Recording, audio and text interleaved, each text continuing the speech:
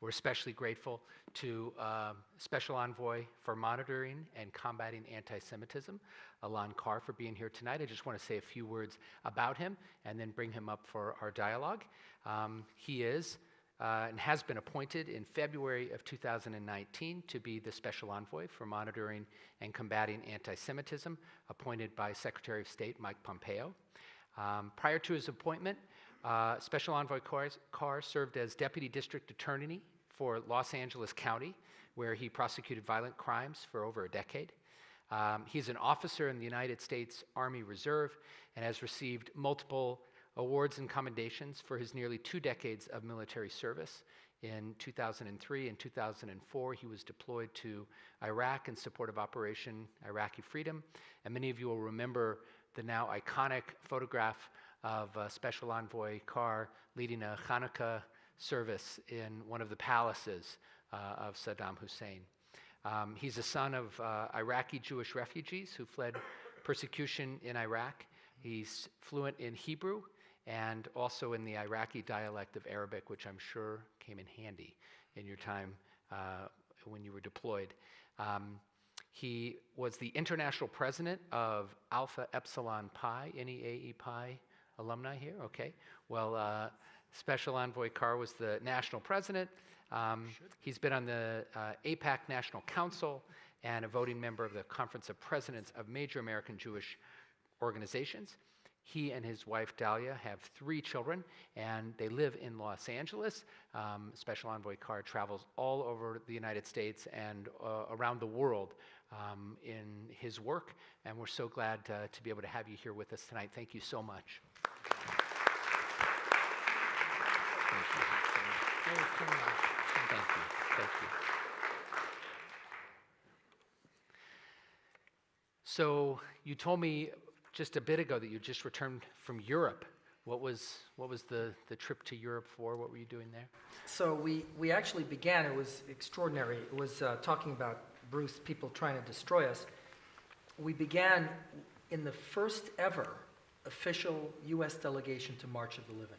Never before has there been an actual official United States government delegation. So 6 of us, 6 U.S. ambassadors and we marched arm in arm, shoulder to shoulder, with students, young adults, and activists from around the world in that dreaded 1.5 miles from Auschwitz to Birkenau.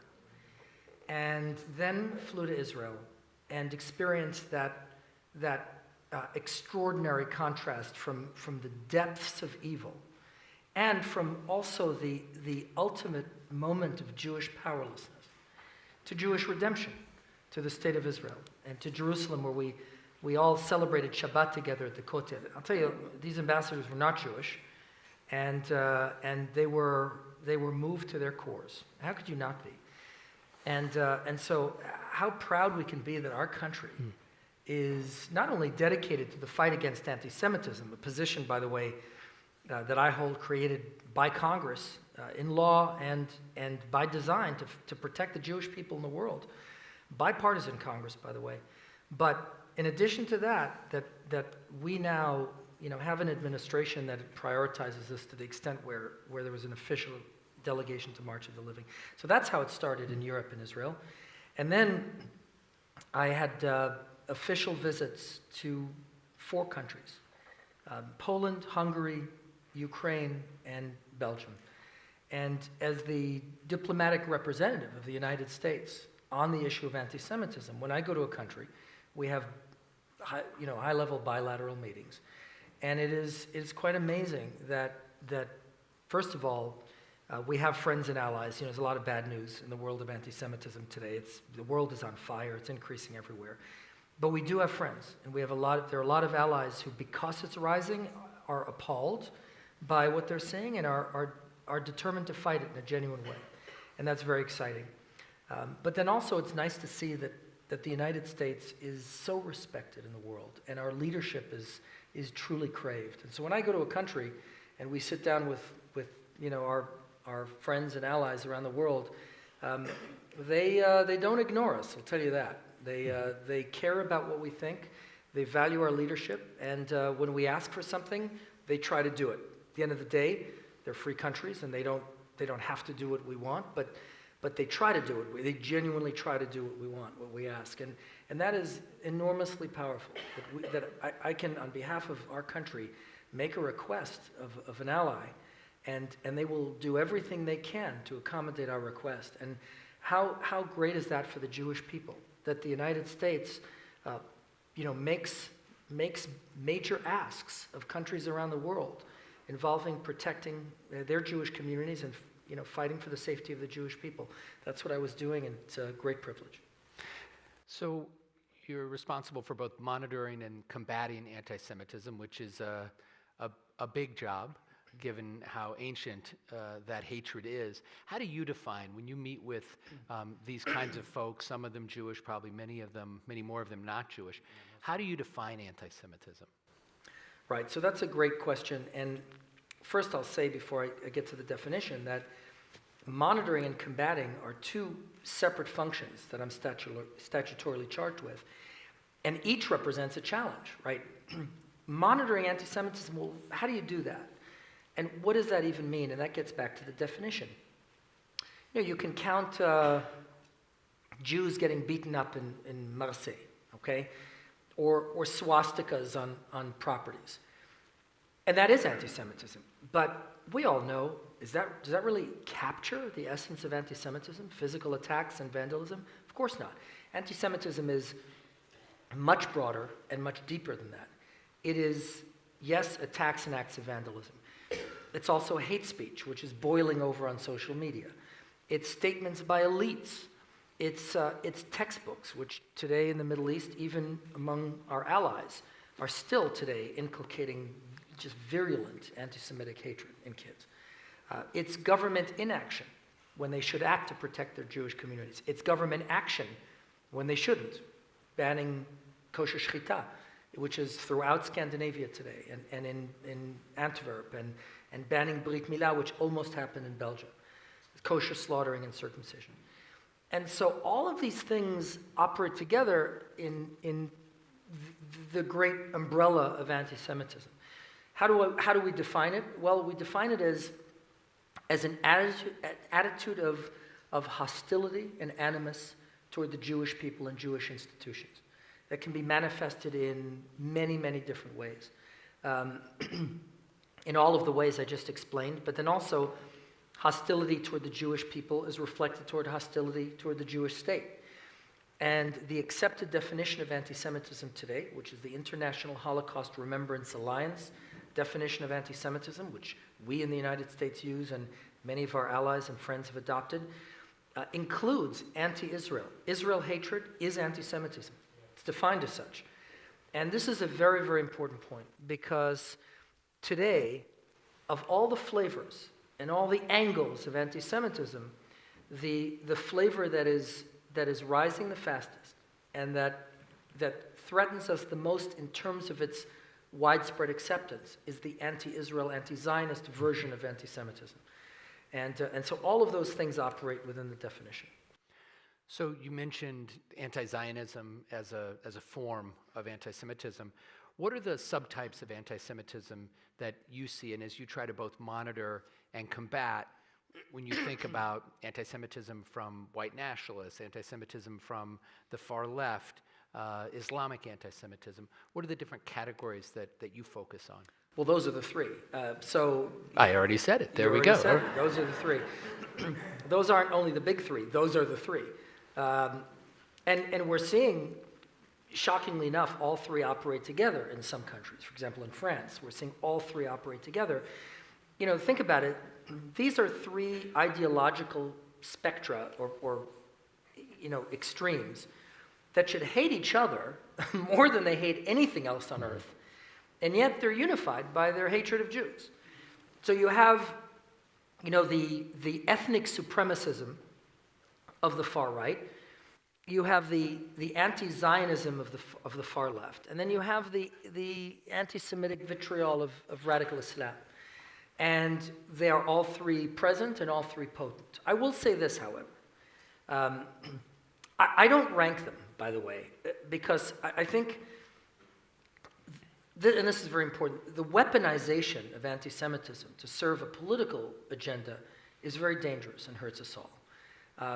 I think, we should be more quick to call out anti-Semitism on our side of the ideological spectrum than anywhere else, because, look, anti-Semitism by someone who thinks like me brings discredit on me and my views. And so we have to really do that and not point the finger and say, well, it's all the other side. So I don't rank them. Jew hatred is Jew hatred. And we have to fight it everywhere and anywhere it rears its ugly head, and regardless of the ideological clothing in which it dresses itself. However, I will say this. In terms of widespread acceptance, and one of the dangers of increasing anti-Semitism is widespread acceptance. The anti-Semitism of the left is the faster growing threat today. Look, the crazy right is violent and dangerous. Laura Kay, Bruce, you mentioned, was murdered by a crazy ethnic supremacist. And that's 6 months to the day, by the way, that 11 worshipers in Pittsburgh were murdered by a crazy ethnic supremacist in Tree of Life Synagogue, also on Shabbat. It's appalling that this is happening in our country. So very dangerous and very violent. But those who are the traditional anti-Semites, the ethnic supremacist anti-Semites, they're a fringe, and they're not accepted. They're ostracized as a fringe. You stand up and you say, I hate Jews, they run you out of town. But you say, I hate Israel, or I'm an anti-Zionist, well, you get tenure, and you get prizes for that. And so the threat, it's not that one is more dangerous than the other. They're all bad, and they're all equally dangerous. But the acceptance of this, anti-Zionist, anti-Israel brand of anti-Semitism is profoundly dangerous for us. Because again, for anti-Semitism to take hold, it needs acceptance. It needs to become normalized. And that's what's happened. It's happening on the European street, and it's happening on the U.S. college campuses, right here. And this is something we've got to oppose with every fiber in our being. So I want to ask you about some of what's happening on campuses today. Intersectionality, this notion that issues and concerns around race and class and gender intersect with one another, and they create overlapping systems of discrimination or disadvantage, and therefore all of these are connected in some way. And there's a conflating of gender discrimination with anti-Semitism, and suddenly the Israel-Palestinian conflict gets pulled into all sorts of debates, and we're seeing this on college campuses, into all the debates. We saw this with the Women's March. In the midst of a gathering around issues of gender and sexual assault and women's empowerment, suddenly the Israel-Palestinian conflict was brought in. There were anti-Zionist, anti-Semitic comments made. How do you respond, and how do you combat what's happening on campuses around intersectionality in particular? Right, so first of all, you have to make the case that Israel is a great cause for all mankind. I mean, all humans should champion what Israel represents. Look at this. I mean, a country, we just celebrated Yom HaAtzmaut, before that Yom HaShoah. I mean, this is a country that arose like a phoenix out of the ashes of the Holocaust. What a stunningly beautiful response to evil. That, it's not about revenge, it's about producing goodness and decency in the world, a country that's free and pluralistic and tolerant and decent, a beacon of light and inspiration, a center of innovation, producing technologies that are improving humanity, truly or lagoim. And you have to make that case. I was just today with Ron Galperin, LA City Controller. We were at the Israel Festival just now in Rancho Park. And a dear friend, as you know, he calls himself a progressive Democrat, and we're close friends. And he said to me, he's openly gay, and he said to me, I the fact that LGBT activists are supporting the enemies of Israel. He says, where's the logic in that? And I said to him, that's right. I said they throw gays out of windows in these places, and the enemies of Israel are enemies of every every cause that a progressive claims is a cause they value. Women's rights, gay rights, an open, self-critical press, civilian control of a military, self-criticism, all of these things Israel exemplifies. And Israel's enemies personify the precise opposite. Right. And so that's the case we have to make. Unfortunately, some of what's going on campus is not really advocacy of these causes, but an irrational rejection of Western heritage. And Israel is seen as, a strong Western country in the midst of non-Western countries, in the midst of to use the term that's popular on campus, people of color, right? The oppressed, the colonized, which is how the Arabs are seen. And Israel is this shining example of sort of Western democracy and power and a high GDP and high standard of living. And so part of it is really not championing those causes, but rejecting, Western hegemony. And we've got to, make the case as best we can that, first of all, half of the Jewish population of Israel is Mizrahim, like my family, that come from Arab lands and not from Europe. That Israel was colonized as well, and that Jews have an ancient claim there. In fact, that Jews were expelled by imperial powers multiple times. These are all arguments we have to keep making and we have to keep pressing. You mentioned sort of the illogical nature of some of these forces coming together. The LGBTQ community, obviously, it's a very diverse community, and there are plenty of folks who would be part of that community who would consider themselves to be supporters of Israel and supporters of the Jewish people. And yet there are voices that somehow, because of intersectionality, bring these things together. Yeah. And I'd mentioned to you when we spoke on the phone this book by Deborah Lipstadt, Anti-Semitism Here and Now, that was just published this year, that I've been reading in anticipation of our conversation. And she quotes Sartre, who describes anti-Semitism as a passion. And I think it's a powerful. And there's something illogical about passion. He says it's irrational. There's no logic to it. There might be a story that's told that purports to be logical, but it's a passion. There's no logic to it. So when you ask, how is it that you could possibly support this when you've experienced that, there's no logic to it. That's a very important point, because when you look at the irrationality of the content, right? Anti-Semitism is an attitude, but attitudes are almost always justified by something, usually, in this case, fiction, but it's justified by something. When you look at that attempt to justify Jew hatred, it is the most irrational. I mean, we are criticized literally, or condemned rather, literally for opposite characteristics that can't coexist, where at once socialist underminers and wealthy capitalists. We are insular, we are insular insiders that keep to ourselves and are estranged from society at large, and we're the international Jew, the ultimate globalists. We're powerless shtetl dwellers, and we are the protocols that run the world. I mean, these things cannot coexist, and yet that is those are the attacks leveled against the Jewish people, and we hear many of those same attacks and the same blood libels against the state of Israel as well. There's a famous joke told during the darkest days of the Soviet Union, where there's a large group of people waiting in line for bread, and an official comes out and says, "There's not enough bread for everybody. All the Jews go home." And so the Jews, wander home, and then there's still some more waiting, and then they say, "Okay, everybody who's not a member of the Communist Party, you go home," and they go home, and it keeps going on, and finally, at the very end, after waiting in line all day, the official comes out and says, "There's no bread at all. Everyone go home." And one of the last people in line said, "Those Jews." Because they were the first one thrown out, right? So the illogic of it, which is like we're victimized on the one hand, and then in the end, somehow it's our fault that this happened.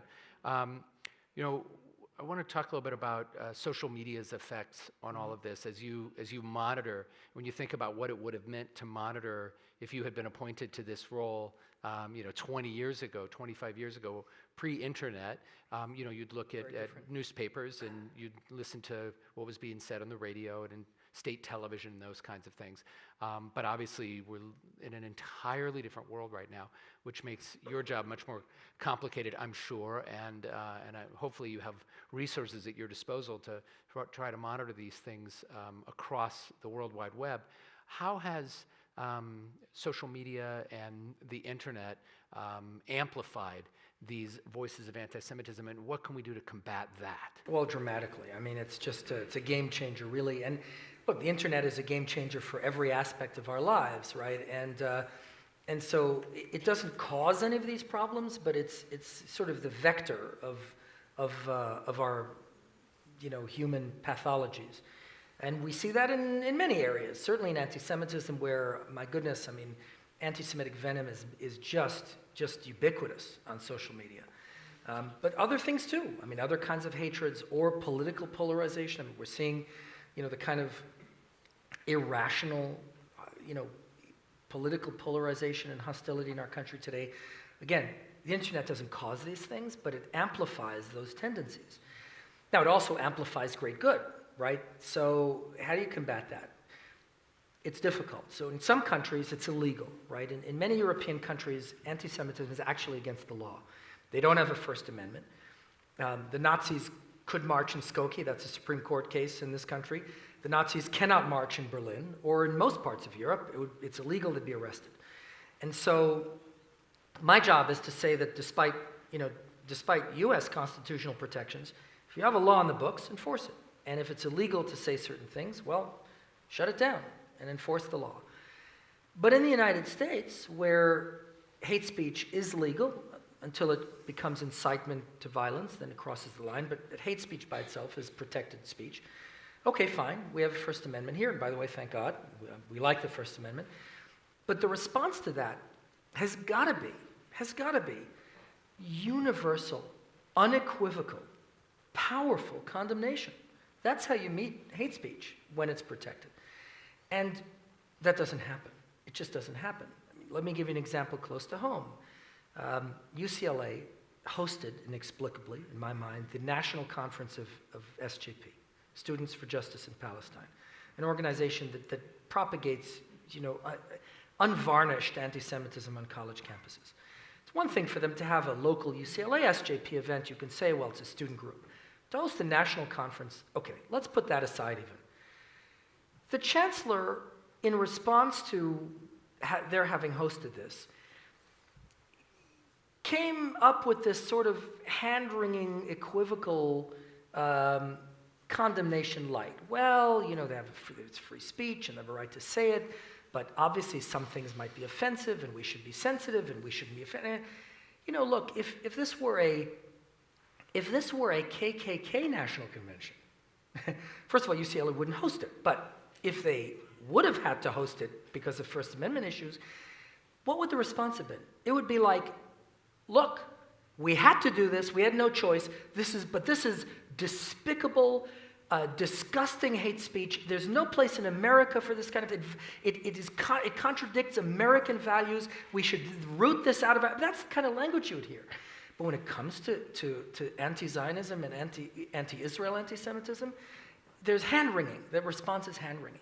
You can't win when you're not willing to call it out for what it is and condemn it forcefully. Thank God, by the way, for the German Bundestag, which on Friday, the German Bundestag passed a law that BDS, the Boycott, Divestment, Sanctions movement, is anti-Semitism.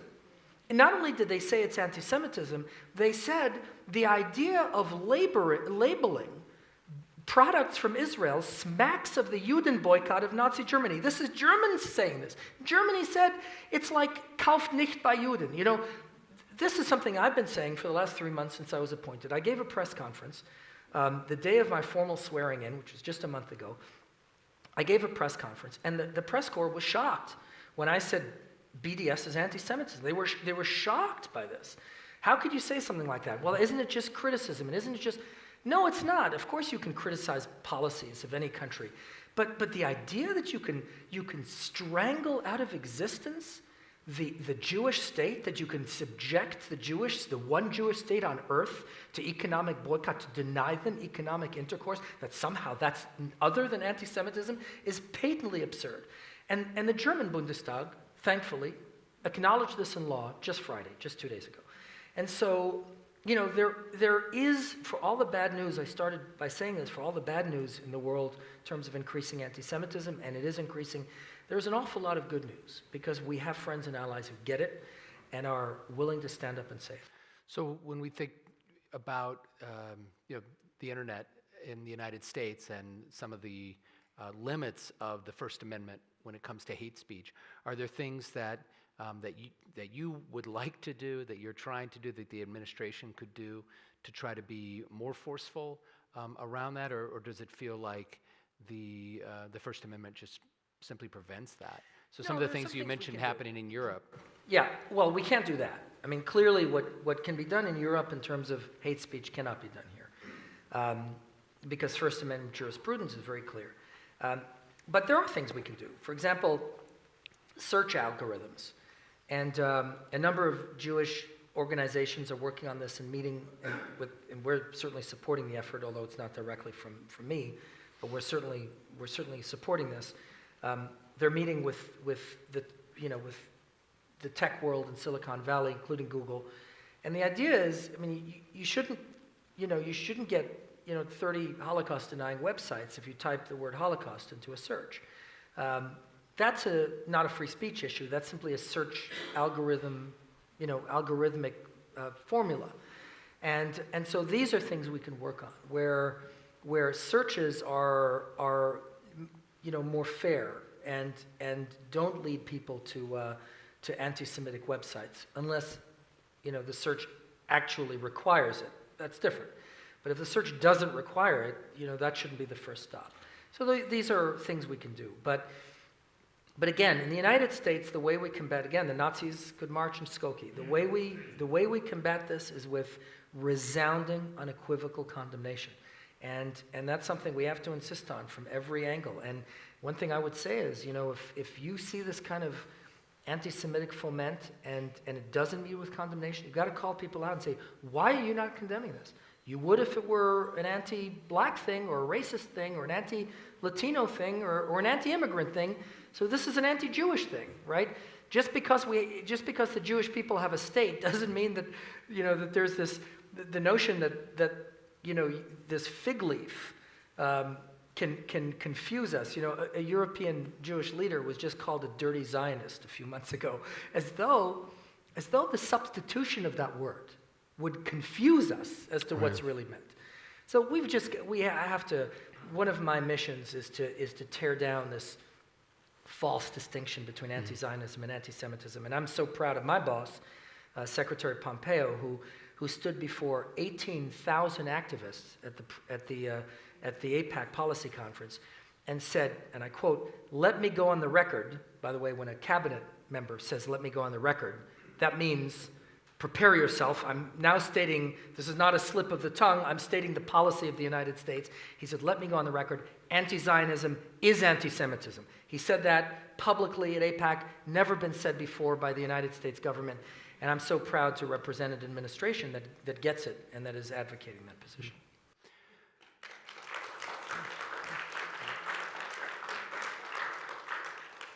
So earlier you had said that one of the things that we need to do to combat anti-Semitism is to call out our own side. So if we see ourselves as a progressive, to call out any other progressives who are making anti-Semitic comments. If we see ourselves as affiliated with a particular political party, if we see that within our own party, we need to call it out. And you just used the words, resounding, unequivocal condemnation.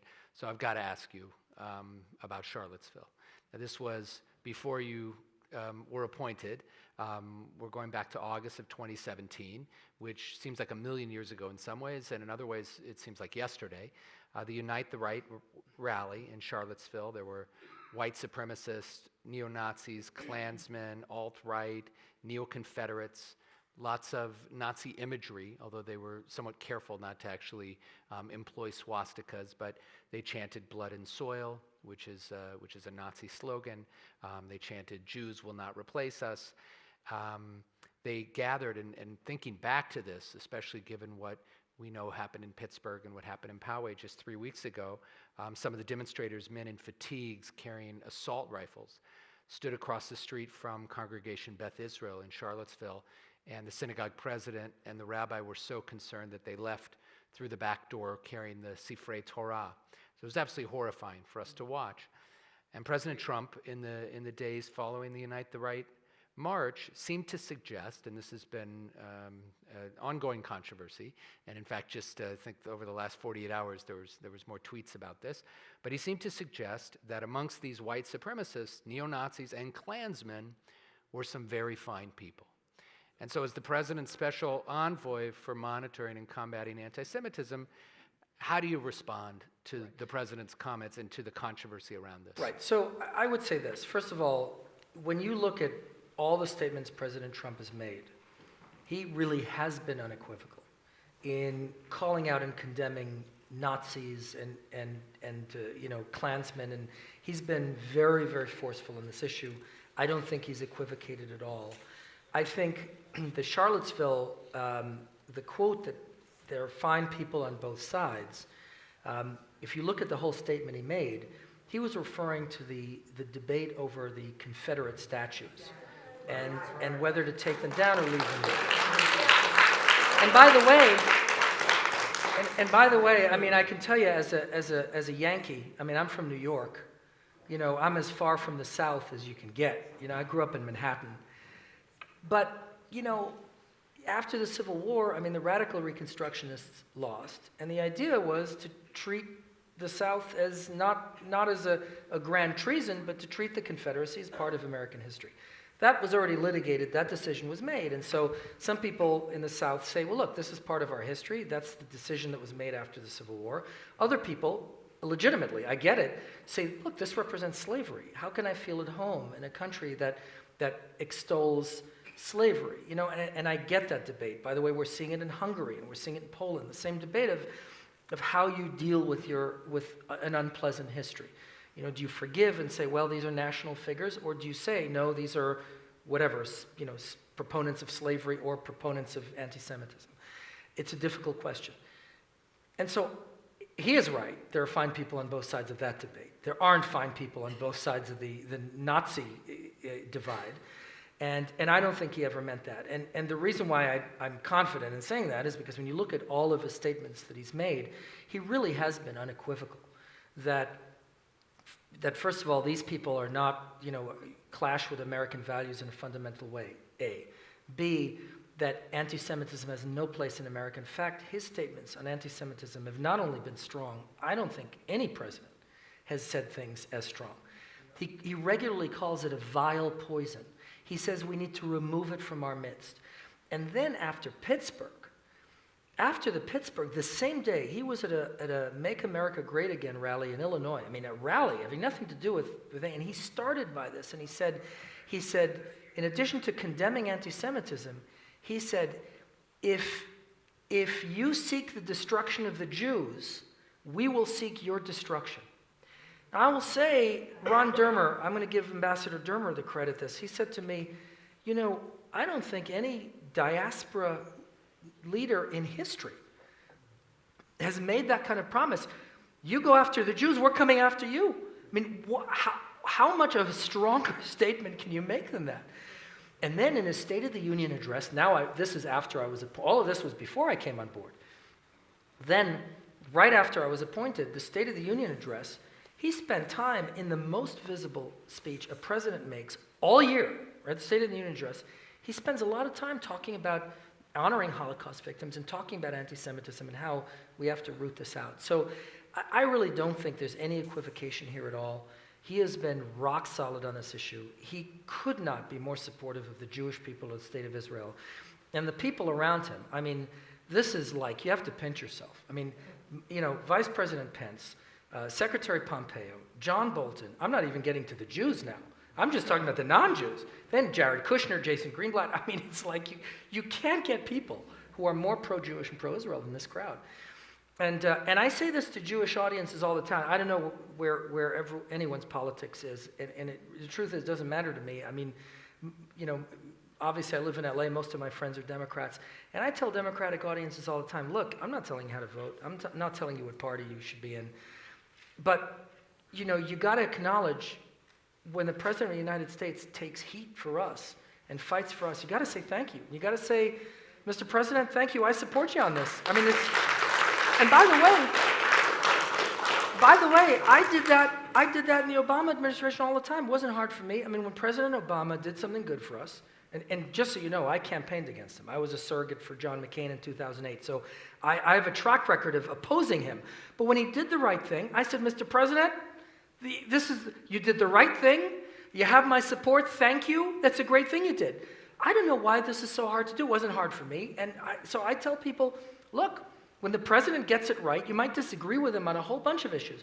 But when he gets it right, stand up and say, you have our support.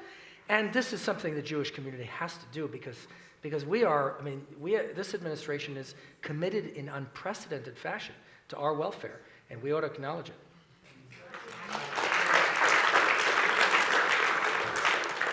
Let me ask you a question about more personal question. So you're our special envoy on monitoring and combating anti-Semitism, and you're a Jew.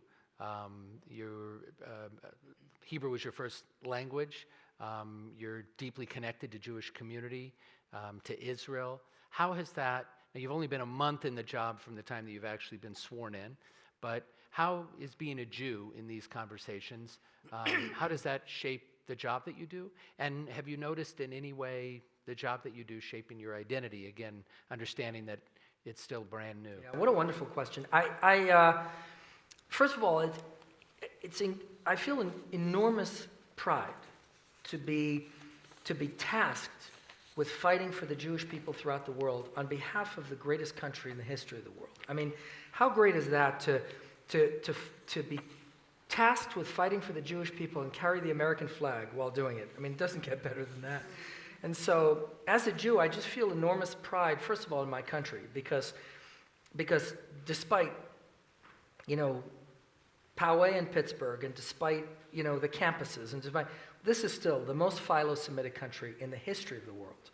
And as a Jew, I mean, we could not have it better than being American Jews. I mean, we're lucky. We have to thank God every day for this country and for our lives here. And so as a Jew and as an American Jew, I feel enormous pride to be the one who is you know, fighting this fight. And then also personally, given my history, you know, I get it. I mean, my mother was a young girl in Iraq when there was a knock at the door one morning. It was early in the morning. My grandfather, her father, had shaving cream on his face, so he was shaving in the morning. And it was soldiers. And they took him away. They paraded him through the streets in leg irons with other Jews from the community. This was a big roundup of Jews. And they threw him in prison. And my mother, as a young girl, had to visit her father in prison, what no young girl should have to do.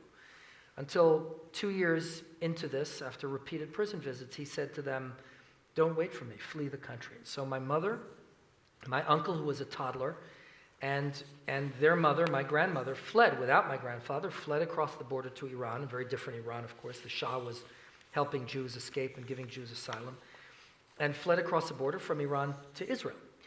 And so this is personal for me. I mean, you know, anti-Semitism, my family suffered persecution. I'm the son of a refugee that fled Iraq, that fled, you know, anti-Semitic persecution in Iraq. And by the way, on the Zionist issue, I'll tell you the punchline of this story. My grandfather was tried, these Stalinist show trials they put on served only to confirm the sentence long since decided. Everyone on his level of prominence in the community got 3 years in prison. Well, when his case was called, what were the charges against him? He was charged with being a Zionist. Like I said before, after the Holocaust, you know, it isn't cool to say I hate Jews, but hate Zionists, no problem, green light on that. And so his charge was being a Zionist. And they said he was distributing Zionist propaganda at a rally in Baghdad on such and such a date. Now, let's put aside the issue of whether that should be a crime anyway, but we won't talk about that. He said, wait a minute, Your Honor, I wasn't in Baghdad that day. I was in Basra working with the British in the port of Basra. I can bring witnesses to prove that I wasn't in the city then. The judge said, you're challenging the accusations against you, for you 5 years. And so he did 5 years in prison because he tried to exculpate himself in an Iraqi court, which just goes to show you, it isn't about Zionism. It isn't about distributing material. It had nothing to do with that. It was because he was a Jew. And again, the same recurring, the recycled, anti-Semitism of old with this new label. This is something we have to oppose. We can't let people try to trick us into thinking that this is something else other than anti-Semitism. It isn't. It's anti-Semitism. And you can substitute the word Israel or Zionist, it's still anti-Semitism, and we have to be very focused on that. Do you think that anti-Semitism is increasing? Is it that we're more vigilant and more aware? We're able to track it better? Is it just coming out into the open more, or do you think there's more people who dislike Jews today than 2 years ago, 3 years ago? It's not just it's not just a feeling. I mean, there's no question. The statistics show that anti-Semitic attacks have dramatically increased. Hate speech on social media has, in some countries, quadrupled. Anti-Semitic hate speech, that is. There is, no shortage of. There was just a survey done of Jewish communities in Europe. 80%. I mean, that's a tough number to get. Say that anti-Semitism is increasing in their country and is a problem. A substantial portion of those Jews who answered that question in the affirmative said that they're thinking of leaving their countries. And so, no, it's a crisis. No question, it's a crisis. Why do you think it is increasing, in the last few years especially? And the ADL's report that came out, I think, just a few weeks ago, right after Poway, indicated that, precisely as you said, that the number of attacks, the number of synagogues that have been defaced, obviously the number of American Jews murdered for being Jewish has increased. What's driving this? So 3 things.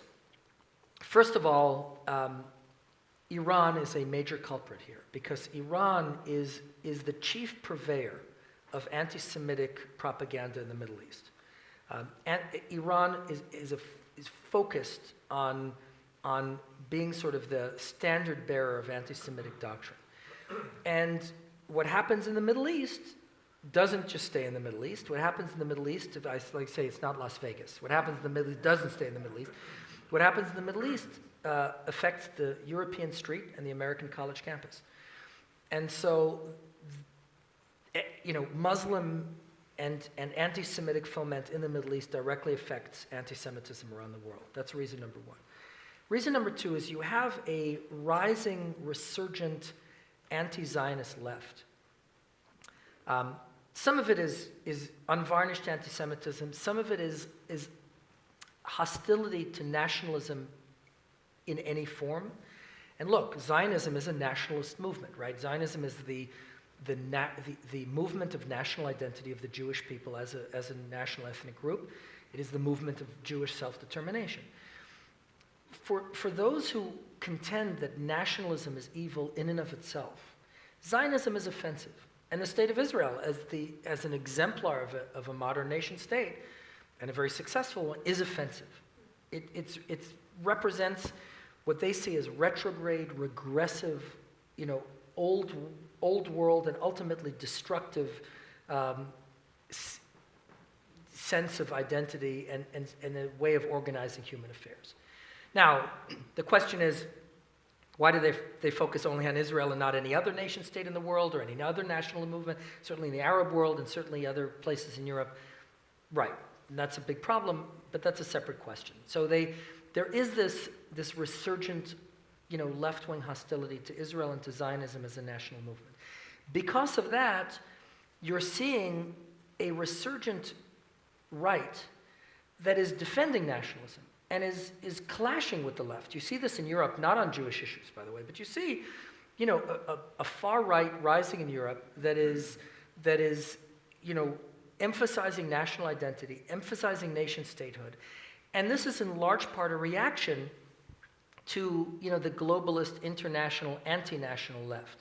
This has nothing to do with us, but like you said before, all roads lead to Jewish issues at the end of the day. And so you're seeing that too.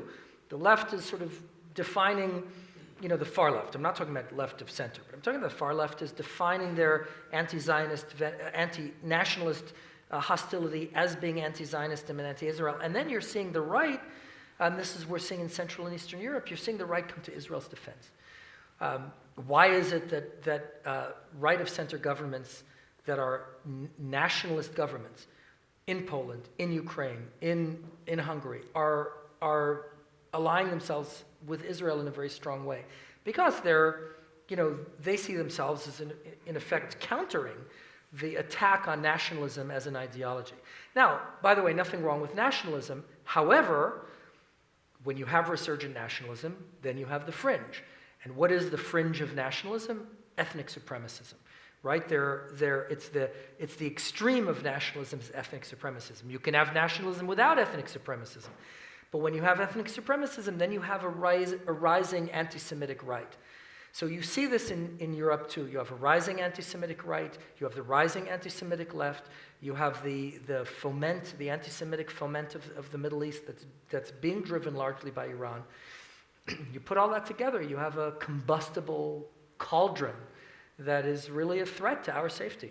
And do you think those same forces are at work in the United States in the same way you talked a lot about Europe, but is the far right and white supremacy in the United States and the violent acts against Jews, Yes. Been committed by white supremacists, which isn't to downplay the dangerous anti-Semitism on the left, but is white supremacy in the United States, is it the same phenomenon that we're seeing in Europe, you think? Every flavor is different. The United States is very different because in part the United States isn't an ethnic nation state in the traditional sense. But yes, I mean, it's the same basic rules, the same basic dynamic. And you are seeing, a reaction to sort of, the left and the, rising left breeds a rising right, and vice versa, by the way. Rising right breeds a rising left, and they, it's sort of a resonant cycle in each camp. And yes, and that dynamic is there, and the effect on anti-Semitism is there. And that's something that's really dangerous. I'll tell you, I've had many disturbing meetings in the last 3 months on this subject, as you can imagine. Perhaps the most disturbing of all, the most chilling, was a meeting I had with a Labour Party MP in the UK who walked out of the Labour Party, brave woman, not Jewish, brave woman who said, "I will not sit at the table with anti-Semites." I met with her, and she said this to me, and I'll tell you, my hair stood on it. She said, "This catastrophe that we have now in England all started on the campuses, and we did nothing because they were students. And then it moved into the Labour Party, and we did nothing because it was just a fringe. And now we've lost. We lost the battle. They've hijacked the party, and we'll never get it back." And I was, you hear that, you cannot take that in any way other than a warning to us here that we have to be vigilant. We have to be vigilant against the anti-Semitism of the left and the right. All of it, a pox on both their houses. Like I say, Jew hatred is Jew hatred. And it doesn't matter what ideological clothing it wears, we've got to fight it, and we've got to fight it everywhere it rears its ugly head. What are some of the specific things, we talked a little bit about some of the things that you're doing and others are doing to try to combat anti-Semitism on college campuses and in the progressive world especially. When it comes to white supremacy and racism and anti-Semitism on the far right, what are some things, particularly since, again, in the wake of Pittsburgh and Poway and other shootings, not just targeting Jews, but we've seen it in other places in the United States in terms of houses of worship being targeted. Those acts of violence have come from the far right, from white supremacists? What are some specific things that are happening? And when we think about a place like Stephen Wise Temple or all the other institutions in Los Angeles and around the country, what are things, and I know this is not entirely in your purview, but what are some things that we can Right. hope for in terms of government support and protection? Right. So first of all, there are things we're doing every day. I spoke at Lori's funeral, by the way. It's very, very painful to be there, and I was there not only to represent my boss in my department, the Department of State, but I was asked by the White House to represent the entire administration, including the president. And what I was authorized to say, and what I did say, is that we are at war with these people. And that was something that I was authorized to say, and that is the sense of this administration, that we are at war with these people. And what does that mean? That means there is going to be a full court press against rising anti-Semitism in the United States. I will tell you that we are in the process of creating, and we've had 2 meetings, and we will have a meeting. I've been in Europe now for the last 3 weeks, but next week we're going to have another meeting of an interagency task force that we've created specifically to address anti-Semitism from every angle and with every tool of governmental power that we can apply.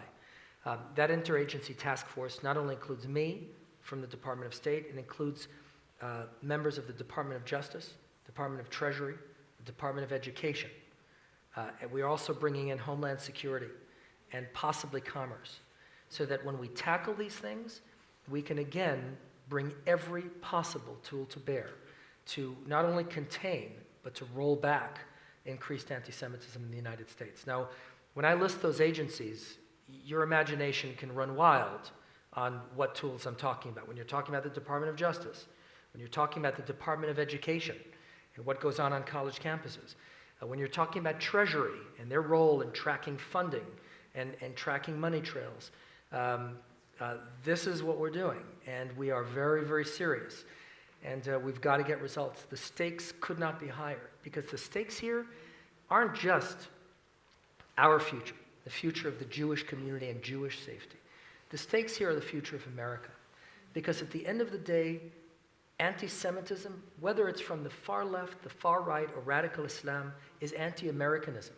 This is a poison, vile poison, as the president calls it, that ultimately would undermine the United States, and in history has undermined every society that has embraced it. That's the history of anti-Semitism. It is history's greatest barometer of human suffering. And so we've got to oppose it, because the stakes are not only the Jewish people, the stakes are the survival of our country as we know it to be. And the Europeans have to fight it, because the stake is the survival of the Europe that they want their children to inherit. What are things that we can be doing? Obviously, you have a special role, and you have an administration that you get to work with, including the Department of State and the entire government, and you have allies in Europe and other parts of the world, and certainly in Israel. What are things that everyday, ordinary Americans, and Jewish Americans in particular, can and should be doing to combat anti-Semitism? So, first of all, be aware that there are resources. The government of the United States could not be more serious about this, but also California. They just passed a bill dramatically to increase security funding, direct grants that are going to be given to Jewish organizations and other organizations that might need it. But of course, when you're talking about threat assessment, we're at the top of the list. So, Department of Homeland Security, same. So we have to be aware of the resources, because bottom line, there are many aspects of this fight that we have to fight, but security, safety, is a fundamental need that determines quality of life. If you don't feel safe, if the Jews in Los Angeles, or the Jews in Brussels, or the Jews in Hungary don't feel safe and can't put their kids on a bus to go to school, that's not quality of life. They can't live like that. And so safety is job number one. And so be aware that there are resources, and that security will be provided to the full extent that it needs to be provided to make sure that we absolutely have no question about our safety. So you look at security in the back of the room. Thank you, gentlemen, for keeping us safe. See that? How about a round of applause for them?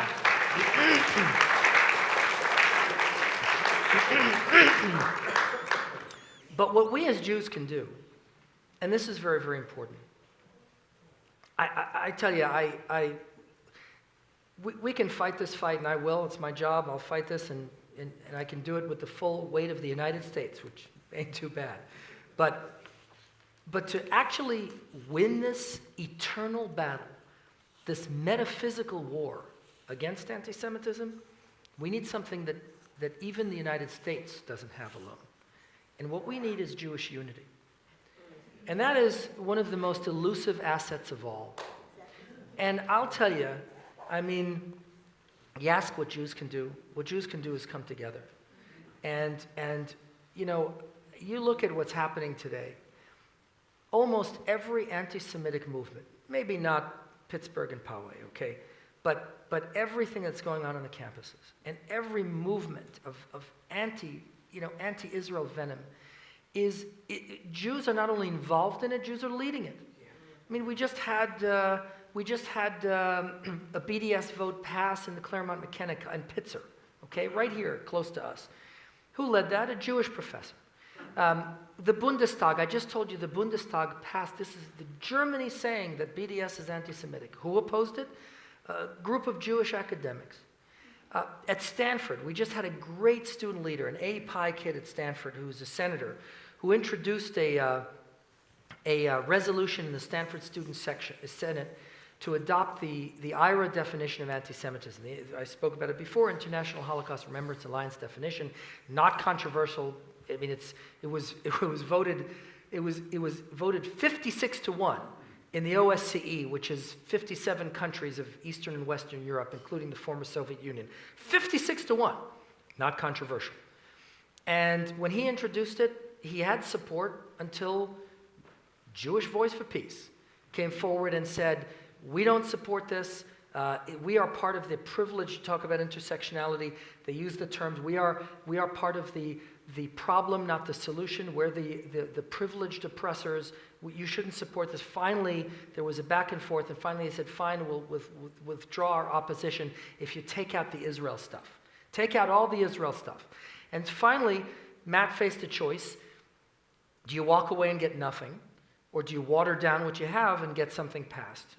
Incidentally, same choice members of Congress faced recently when there was a bill in Congress dealing with this issue. I won't pass judgment on what the right or wrong answer is, but Matt decided to water it down so he at least could get something. And so what passed in Stanford is that it's anti-Semitism to beat up Jews. Newsflash.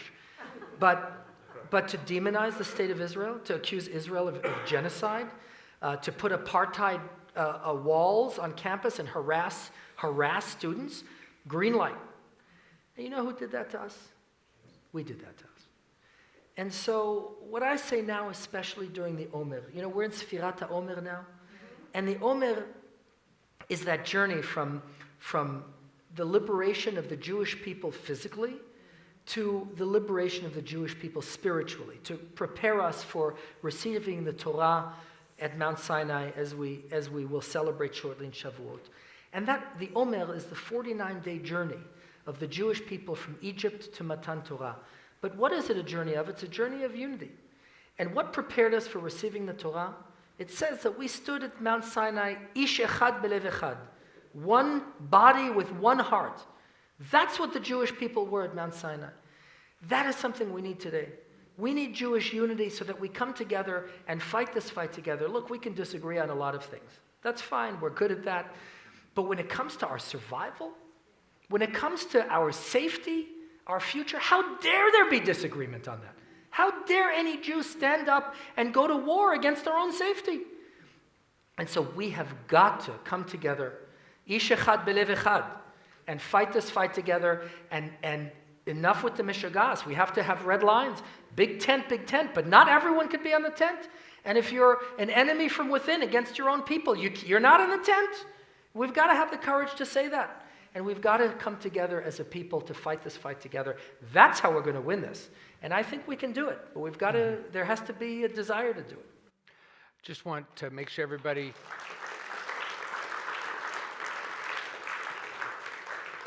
I want to make sure everybody knows this Tuesday night we're having a conversation about ways that we can have that big tent, but also have red lines making it clear who can be inside. Because when we think about Jewish unity, I think one of the challenges is, we are a people where we're known for having lots of different opinions and having lots of different voices in the room. And in fact, nothing wrong with it. It's seen by the rabbis as one of our great strengths that there's shivim panim la Torah, and one commentator says there's 70 faces of Torah, and every single word of Torah there's at least 70 interpretations for each word. And so when you think about it, it's just it's a cacophony of voices. But even the but Talmud of course, talked about kfirah, about heresy.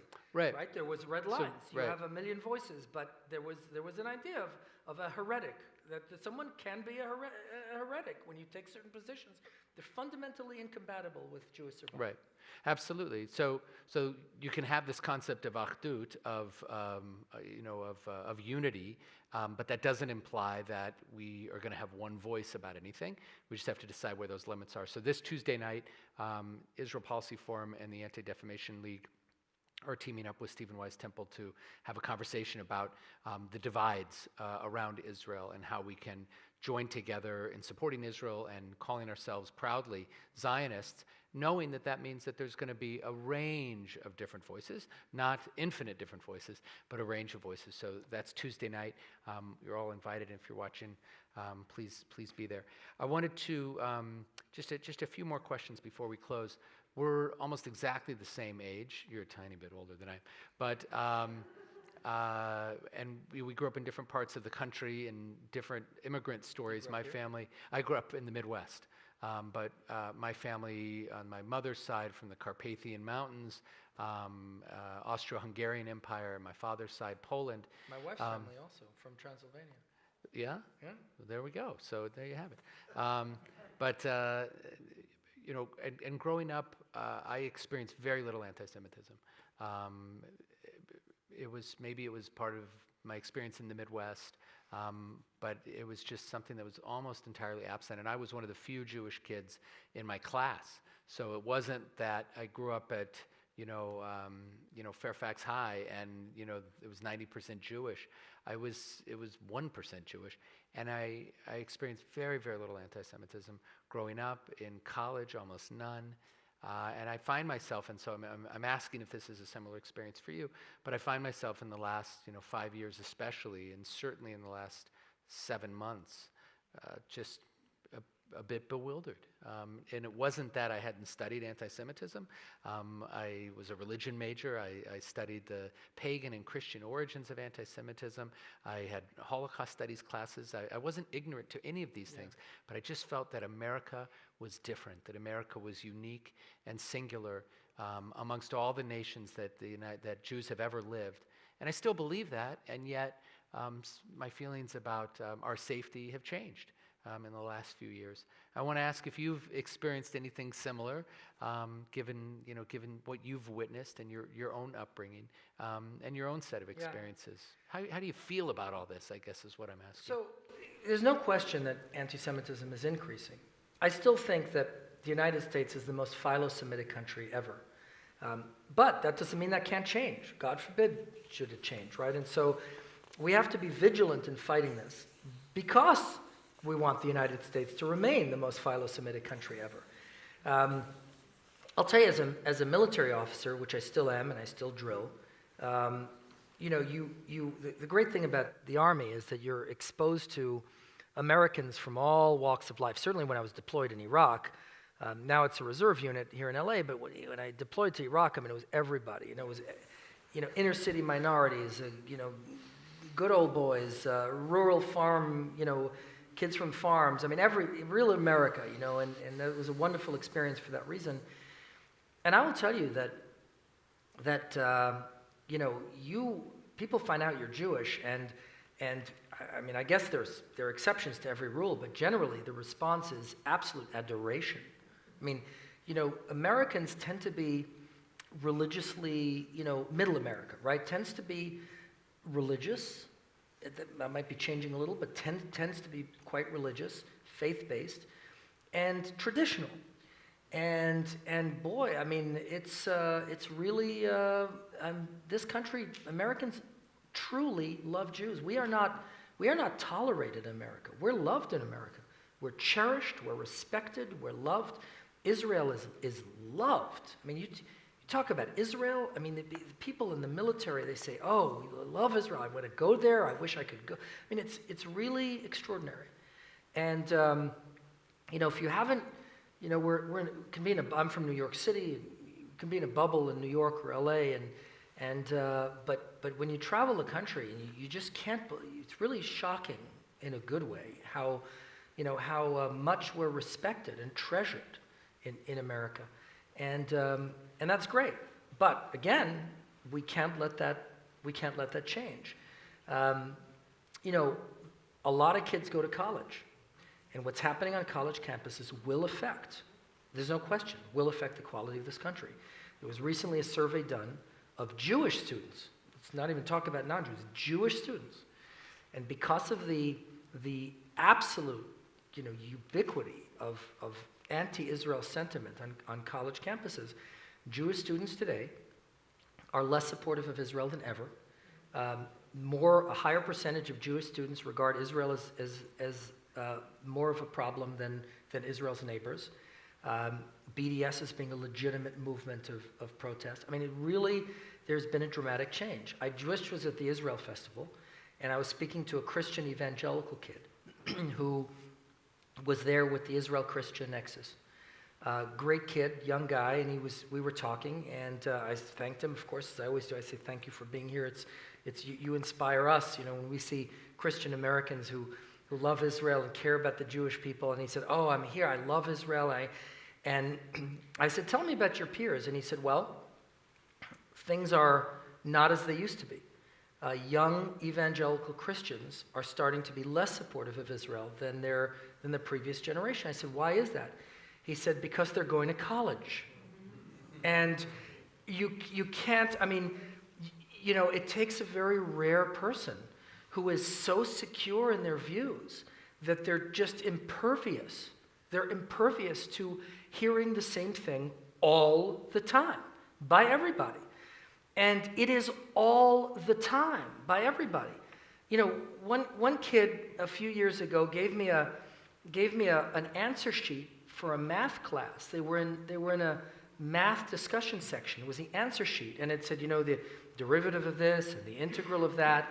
Then it said, another day in the occupied Palestinian territories, Israel killing Palestinian children. And then it went back to math. And he gave this to me, and he said to me, this kid, he said, in math class, I can't get away from this? In math class? Let me tell you something. There is a hostile climate on college campuses, and this country is not taking care of it. We've got to take care of this. Our students, our American students, never mind Jews, American students deserve to be protected from an absolutely hostile environment to which they're subjected in college. And so that's why the Department of Education is involved in our meetings, and this is something we urgently need to look at.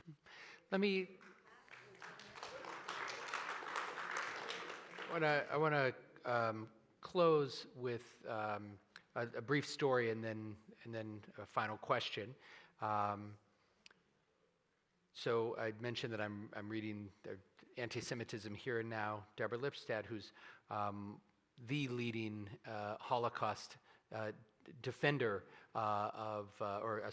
the leading attacker of Holocaust deniers, and an extraordinary scholar of Holocaust studies and anti-Semitism. And she relates a story in this book that happened at Emory University, where she's on the faculty for many years. And it really touches on what you were just talking about. It was in 2014, and it's a story I'm sure you know about because it happened at AEPI on that campus. In 2014, vandals painted large swastikas all over the AEPI fraternity at Emory. And of course, people were very, very upset across the community, but especially Jews. And in her book, she tried to put it in context as a member of the faculty there. She said it was very disturbing and despicable, but there were a couple of things that comforted her.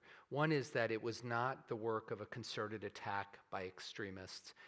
It did not inspire copycats. It seemed to have been an isolated incident with just a few bad apples doing something that was despicable, but it wasn't part of a large movement. And then two other things happened that she was really comforted by. Within 24 hours of the incident, the president of the university wrote an email to every person with an Emory mailbox, including alumni. So it went out to tens of thousands of people with a strong rebuke of anti-Semitism, which is absolutely what's expected. But the fact that it happened so quickly comforted her. And then there was a second email that went out from the student council president condemning this anti-Semitic act. And it wasn't that the student council at Emory hadn't been engaged in any of the things that you're talking about. They had. But there was, within 24 hours, that email went out. And then the next day on campus, she relates that she noticed that all over campus she saw students and faculty and staff dressed in blue. And an email had gone out organically, encouraging people to wear blue to show support for the Jewish community of the campus. And there was one other piece that she brought in, that in the 1950s, Emory, along with many, many other campuses in this country, had very strict quotas on Jewish admins. So she shared this as a story. She talked about oys and joys. There are a lot of oys around anti-Semitism and the kinds of things that we're seeing on college campuses with white supremacists in the far right, Islamic radical anti-Semitism. All of these things can make us say, oi. But then there are actually some glimmers of hope and some joys relating to what you were talking about, just how philo-Semitic so many Americans are, and how many good-hearted folks actually are willing to stand up. So I wanted to share that story because I found some comfort in it, and that's how she concludes her book. But I wanted you to think with us and help us think about some of the joys so that we can end on a redemptive nechemta kind of moment with the conversation that we've had. You want me to send everyone home with with happiness, right? So well, not necessarily even happiness, but just a sense of hope. And a lot of what you've said, special special envoy? Yes, there you go. Can I say Elan now finally? Okay. A lot of what you've said does inspire hope, and it inspires a sense of gratitude. I think I speak for everybody in the room when I say that the work that you're doing on behalf of not just the Jewish people, but on behalf of America, because the values that you're trying to promote should be and are deeply American values. And so it's good for our nation, but it's obviously very good for our country, for us as a community. So we feel that sense of hope. But what's something that gives you a little bit of a joy in the work? I'm happy to report quite a list of things, and I've been inspired by them. First of all, to pick up on Deborah's story, I remember that incident well at Emory, and in fact, in 2014, I was the president of API, and I'll tell you that sadly, vandalism with swastikas is not uncommon for us, and that response was not atypical. Also in the South at Vanderbilt, a school less Jewish by far than Emory. Emory actually has a big Jewish population. When our house at Vanderbilt was vandalized by swastikas, the whole campus, every fraternity and sorority said, we stand with AEPI and our Jewish community. I mean, you wanted to cry. It was the most, including fraternities that are Christian fraternities with crosses on their emblems. Sigma Chi stands with AEPI. It was the whole campus. And so there are, wonderful stories like that in this country. And most Americans, like I said, are good, decent people who love the values on which our country was built, values with which anti-Semitism is entirely incompatible. But also, I want to leave you with Europe, because, you say Europe, everyone rolls their eyes. Oi, that's the oi, right? But I will tell you, I've now been to 4 countries in bilateral meetings and 2 conferences on anti-Semitism. And I will tell you, the number of European leaders, non-Jewish leaders, who get it and are passionate, genuine advocates for us is extraordinary. They are appalled that anti-Semitism, only decades after the Holocaust, would actually be commonplace in Europe. They are appalled, and they're standing up, and they're fighting it. And they understand, by the way, that anti-Zionism is anti-Semitism. They say it. And they talk about the fact that it's not only about the Jews, this is about Europe, this is about our country and what kind of countries our kids will inherit. They are passionate advocates. And, you could always say, well, I wish there were more, but there are enough. There are plenty. And I have the great privilege of working with them. I just got back. I was at an EU conference. In fact, when the Secretary Pompeo announced my appointment, literally when he announced my appointment 3 months ago, I was on a plane at Dulles, taxiing to go to Europe to represent the United States at 2 conferences. A conference of the OSCE in Bratislava, a conference of the EU in Brussels. The first conference convened by Slovakia in its role as rotational chair in office of the OSCE was a conference on anti-Semitism. And the first conference convened by Romania in its role as rotational president of the EU Council was a conference on anti-Semitism. Great things are happening, not only in the United States with these great kids at Emory and Vanderbilt who stood up for what's right and decent, but great things are happening in Europe too. You've got Jewish life flourishing in Eastern Europe when it had been decimated. Jews are being welcomed in Hungary, in places where obviously the entire community had been deported. You have Jewish leaders fighting for the safety and the protection of the Jews. You have anti-Semitism being opposed. You have anti-Semitism coordinators, countries appointing anti-Semitism czars to fight anti-Semitism in their countries. Really good things are happening. And so I'm optimistic. By the way, if I weren't, I wouldn't have taken the job. I really believe that we can make a difference here. We can roll this thing back. And we can, God willing, build that better future that our children and grandchildren deserve. Special Envoy Carr, thank you so much. Thank you, everybody. Thank you for your service to our country and to our people. What a pleasure. Thank you.